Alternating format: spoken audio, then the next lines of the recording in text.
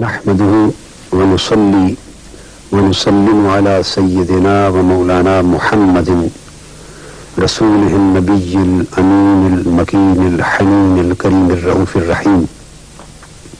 أما بعد، فأعوذ بالله من الشيطان الرجيم. بسم الله الرحمن الرحيم. الحمد لله رب العالمين الرحمن الرحيم مالك يوم الدين. إياك نعبد وإياك نستعين. اهدنا الصراط المستقيم صراط الذين أنعمت عليهم غير المغضوب عليهم ولا الضالين. آمين. صدق الله مولانا العظيم. Dear viewers and listeners, by the grace of Almighty Allah, we have chosen Surah Al-Fatiha for our episodes. Inshallah ta'ala, we will be discussing various aspects of the teachings of Surah Al-Fatiha, and we will be throwing light on different dimensions of Surah Al-Fatiha, so that we may have a glimpse of reflections of Holy Quran through the mirror of Surah Al-Fatiha. Since Surah Al-Fatiha is the opening chapter of Holy Quran, it possesses a lot of significance and an unparalleled importance as far as its meanings and implications are concerned. Holy Quran has ordained the faithful people that whenever they want to recite Quran, they should start from seeking for Allah's protection from devil, the excluded and rejected. So the recitation of Holy Quran is always started as per the commandment of Almighty God and as per instructions, expressed instructions given by Holy Quran. The recitation of Holy Quran is always started and commenced from al-isti'adha. It is seeking for Allah's help, and it is known as ta'awwudh, asking for Allah's help from devil, excluded and rejected. Holy Quran says, فَإِذَا قَرَأْتَ الْقُرْآنَ فَاسْتَعِذْ بِاللَّهِ مِنَ الشَّيْطَانِ الرَّجِيمِ. When you recite the Holy Quran, so in the beginning of your recitation, you should seek for Allah's protection and Allah's refuge from the Satan, from the devil, who is excluded, who is rejected. That's why in the beginning of the recitation of Holy Quran, it is recited, A'udhu billahi minash shaitanir rajim. I seek for Allah's protection and refuge from devil, who is rejected and who is excluded and who is abandoned and who is repulsed. So today, since it is the first episode in connection of various dimensions of Surah Al-Fatiha, that's why we are going to discuss the meanings of A'udhu billahi minash shaitanir rajim, the meanings of seeking for Allah's help from devil. First of all, as I have mentioned, one of the verses of Holy Quran which becomes the basis of ta'awwuz or isti'azah, the seeking for Allah's help. This concept is based on the Quranic commandment. And at another place it is stated, فَاسْتَعِذْ بِاللَّهِ إِنَّهُ هُوَ السَّمِيعُ الْعَلِيمُ. Seek for Allah's protection. Seek for Allah's refuge. Indeed, He is hearing, knowing. At another place in Surah Al-A'raf, the same commandment is given in another form. It is stated, وَإِمَّا يَنْزَغَنَّكَ مِنَ الشَّيْطَانِ نَزْغٌ فَاسْتَعِذْ بِاللَّهِ إِنَّهُ سَمِيعٌ عَلِيمٌ. Whenever there is a temptation from devil, there is a temptation or wrong suggestion from the devil, from Satan, in your mind, in your heart. So at the time of devil's temptation, you should seek for Allah's protection and Allah's refuge. Indeed, Allah is hearing, knowing. So at many places, Holy Quran has commanded for seeking for Allah's protection, and Holy Quran has given the express instruction for asking Allah for His protection from devil. So now we want to discuss the concept of isti'azah, seeking for Allah's help, in the light of the meanings of the three words. The first word is a'udh, the second ash-shaytan, the third ar-rajim. What are the meanings of a'udh or ta'awwuz? It is derived from a'udh. What is meant by shaitan and what is meant by rajim? We have to pay attention and concentration on the meanings of these three words in order to understand the real implication and the real meanings of ta'awwuz, so that we may understand this reality also, why Almighty Allah has given the commandment of ta'awwuz for all faithful people. The word a'udh, it is derived from aza ya'udh, and its root word is auz. The word or letter auz means to request anybody, to put a petition before anybody. It is said, aza fulanun bi fulanin. He made a request before that person. He petitioned before that person. So according to Imam Ibn Kathir, one of the renowned Muslim scholars of Quran, he says, al-auz hiya al-iltija'u ila Allah ta'ala wal-iltisaqu bi janabihi min sharri kulli dhi sharrin. He says that the act of auz, the act of seeking Allah's help, it means to place request before Almighty Allah and to become attached with Him in order to get protection and refuge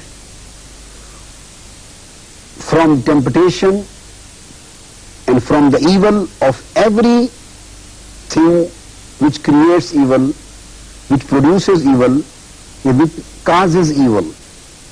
So in order to be protected from every kind of evil, asking Allah for help and being attached with Almighty God, with His divinity, with His divine blessing. So this act of asking Allah for help and being attached with Almighty Allah, this is known as awz. And Imam Raghib Asfahani, another renowned scholar on Quran, says, Al-awz al-iltija'u ila al-ghayr wa at-ta'alluq bihi. Awz means to make a request before anybody and then to be attached with him, then to remain connected with him, and then to continue the relationship with him. With whom? To whom the request has been made. So through this meaning, we can conclude that there are two elements in the meanings of awz, or the word awz, and the concept of awz consists of two elements, two basic ingredients. That one makes a request before Almighty Allah. And what is the request? The request is seeking for Allah's help, seeking for Allah's protection, seeking for Allah's refuge.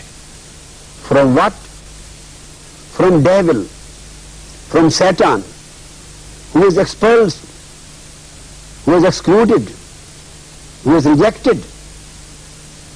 So from the rejected devil, the man wants to seek protection so that he may be protected from devil's evil, so that the man is protected and refuged from devil's temptation, so that he is preserved, he preserves himself and protects his mind from devil's temptation and devil's evil and devil's wrong and devil's influence. That's why he makes a request before Almighty Allah, seeking His protection. First element of awz. And second element of awz means al-iltisaq or at-ta'alluq bihi, to be attached with him.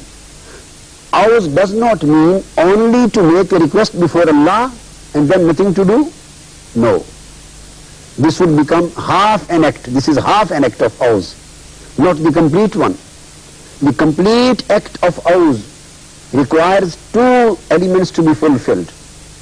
The complete act of awz requires two conditions to be fulfilled. First condition is to make a request before Almighty Allah, seeking for His help,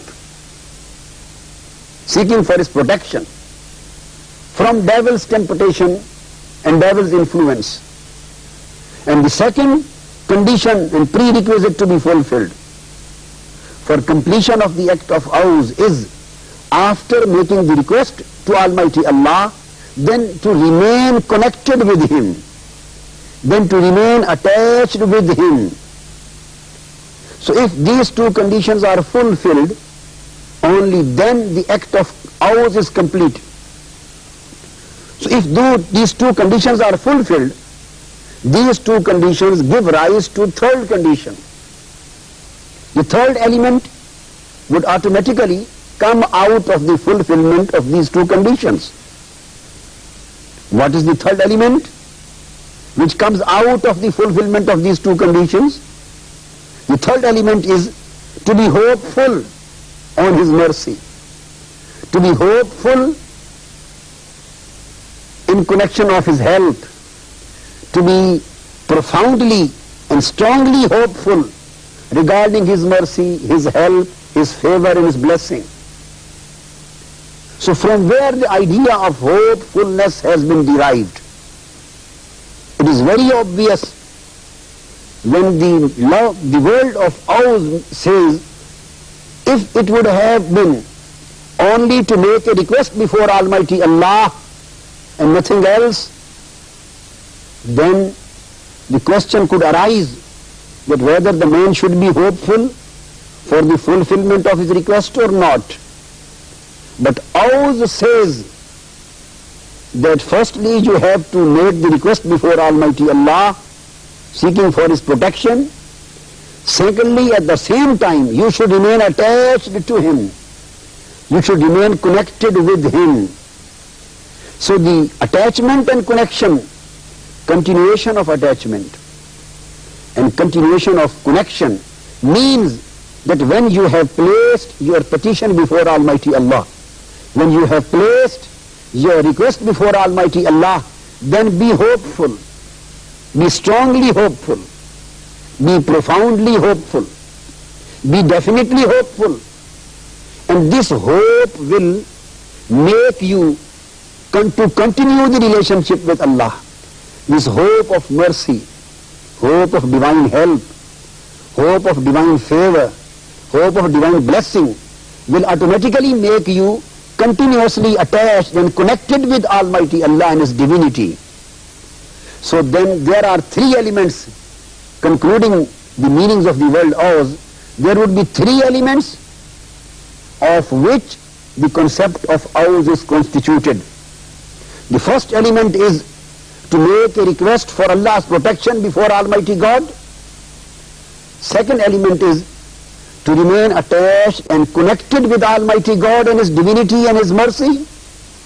And third element is to be strongly and profoundly hopeful in the fulfillment of the desire and request which has been placed before Almighty Allah, that He will definitely provide you with His protection.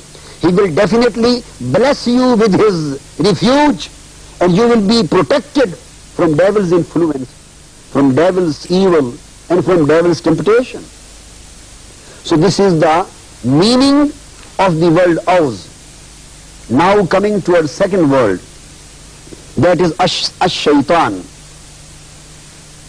The word shaitan, as per the scholars of Arabic literature are concerned, according to them the word shaitan is derived from, there are two root words for shaitan. There are two root words for the word shaitan.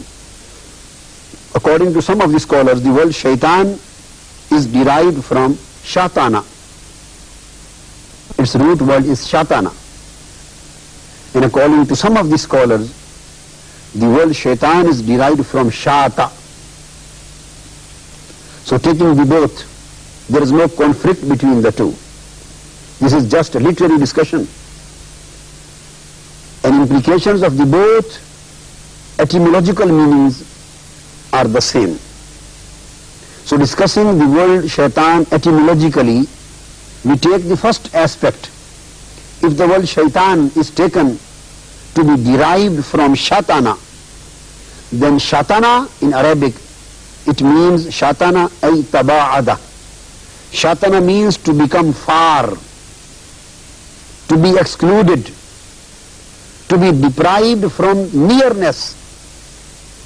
If anybody is deprived from nearness, anybody goes far away, it would be said shatana. He went far. He was made far. He was deprived from nearness, and he was excluded. He was expelled. So this is the first meaning. And as far as the second aspect, etymological aspect of the word shaitan is concerned, if it is derived from shata, then shata yashit means ihtaraka ghadaban, to burn in anger, to burn in anger of jealousy, to burn in anger of enmity. It is shata. So now the word shaitan, firstly, derived from shatana, shaitan, Satan, the devil, means the one who was expelled, the one who was deprived from nearness, the one who was deprived from divine nearness, the one who was made far away, and the one who was excluded. And second meaning of the word shaitan, based on the root word shata, it means the one who burned in anger, the one who burned in jealousy, and the one who burned in enmity. So shaitan means who has been made far from Allah's mercy, who has been made far from Allah's nearness, who has been deprived from Allah's nearness, and who have been expelled and excluded from Allah's mercy, favor and nearness. And shaitan is one who is burning and who burned in the anger, in the jealousy and in enmity of man and Adam. So these are the two meanings of the word shaitan. Now the third word is ar-rajim. Its root word is rajama. The word ar-rajm means to stone. Rijam means stone. It is stated in Holy Quran, قَالُوا لَإِن لَمْ تَنْتَهِ يَا نُوحُ لَتَكُونَنَّ مِنَ الْمَرْجُومِينَ. They said, O Nuh, if you will not stop your preaching and propagation, you will definitely be stoned. We will stone you, definitely. So the word raj means to stone. And from stoning, the concept of rejecting and expelling has been derived. So here, what is being stoning? What is the stoning? It means, as it is stated in Holy Quran, in the concept of stoning means to put and to throw the devil, the evil ideas, to throw the evil suggestions, to throw the evil temptations in the minds of people. So it is stated in Holy Quran, الَّذِي يُوَسْوِسُ فِي صُدُورِ النَّاسِ مِنَ الْجِنَّةِ وَالنَّاسِ. That Khannas is that who throws the evil ideas and evil suggestions and evil temptations in the minds and in the hearts of the people. So again, through a regime, we can derive two meanings. The first meaning is the one who was stoned, which means the one who was rejected, and the one who was excluded and expelled. First one. And the second, the one who throws wrong ideas in the minds of people, the one who puts and throws wrong suggestions in the hearts of the people, the one who throws wrong temptations in the minds and the thoughts of the people, who throws and puts wrong thoughts and confusions in the minds of the people, he is known to be a rajim. So after having discussed all of the three words, now we have to take the implications of the words ash-shaytan ar-rajim, because Quran says that before you recite Holy Quran, O faithful people, you should ask Allah for His protection from devil who is expelled, who is excluded, who is rejected, who is burning in the fire of anger and jealousy and enmity, and who throws wrong ideas and temptations in the minds of people, and who has been deprived from the divine nearness of Almighty God. All of these attributes and characteristics and qualities and meanings and their implications are to be joined together. And then Quran says, before you recite Holy Quran, you should seek for Allah's protection from Shaitan al-Rajim. Now we are coming towards the practical implications of the meanings of Shaitan al-Rajim. There are various implications of a Shaitan al-Rajim, and out of those we are taking the three. At this moment, out of those we are going to take three implications of the word ash-shaytan ar-rajim. We want to say through these implications that what is meant by shaitan ar-rajim, what kind of indication, to whom the word ash-shaytan ar-rajim indicates, and what is meant by, and who is meant by ash-shaytan ar-rajim. So there are so many implications, but as I have already explained, we are going to take three important implications out of those. The first implication of the word ash-shaytan ar-rajim is a specific person whose name was Iblis, and Quran says he was a jinn. Primarily he was a jinn. used to live with the angels and used to be a very pious person, a very great worshipper of Allah. And due to his worshipping, he was given a company with angels. In spite of being jinn, he was permitted to live with angels. And he was included with the sphere of angels. So this person, Iblis, Quran says that Almighty Allah ordained to all of the angels for adoration before Adam, the first of the prophets and the first of human beings on the earth, in order to show respect for the prophet Adam. So the divine commandment of Allah for adoration to Adam was given to the angels. And Quran says, ثُمَّ قُلْنَا لِلْمَلَائِكَةِ اسْجُدُوا لِآدَمَ فَسَجَدُوا إِلَّا إِبْلِيسَ.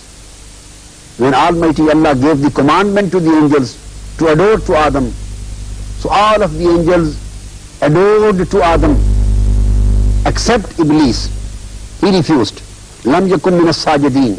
He refused to accompany the adoring angels. قَالَ مَا مَنَعَكَ أَلَّا تَسْجُدْ إِذْ أَمَرْتُكَ.